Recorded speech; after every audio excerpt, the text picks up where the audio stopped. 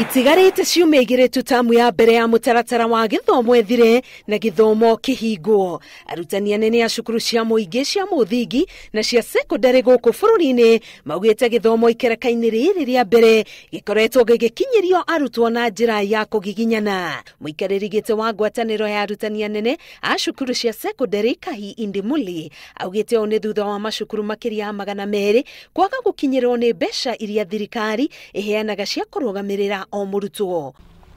The term is closing in the next 2 weeks. These schools have not received funds. They have students in school they have to provide for. They have suppliers who need to be paid. The answer has always been next week the money will be in school. This committee should help us find out when is this next week.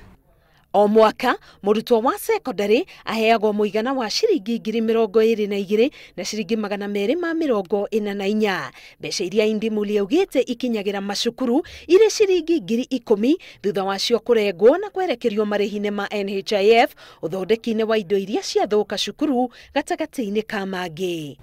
If you look at the document that we have attached, which we shared with the MOE, it clearly shows that eventually what reaches the school is 10,000 shillings. The rest is recovered for purposes of NHIF, purposes of textbooks, activities, semase. So what reaches the school to do all these operations is far less than what is stated that has been given per student. This is very stressful. Kurugamirira iteta riri mubunge wa guthukio Wilson Sosion uria nowe mwandiki munene wa kiama kia arutani NAT augite no nginya ruhonge rwa githomo ruthurimwo kihinyo niguo kumenyeke uria mbeca icio cia iguru irahuthika. A thorough forensic audit needs to be done on the Ministry of Education, why they collect these funds and how they expend. Yet the report we get is that it gets to schools. Ihinda-ini riri kwirikanite muhatikano wa arutwo ukirite macukuru-ini. Bica ici cikionania uria macukuru marabanga nyumba cia kurira na gucitua nyumba cia toro gwatuka na oho kwamba hema nja niguo cituike irathi. We are looking at a school in Nyeri where students are being taught outside the class.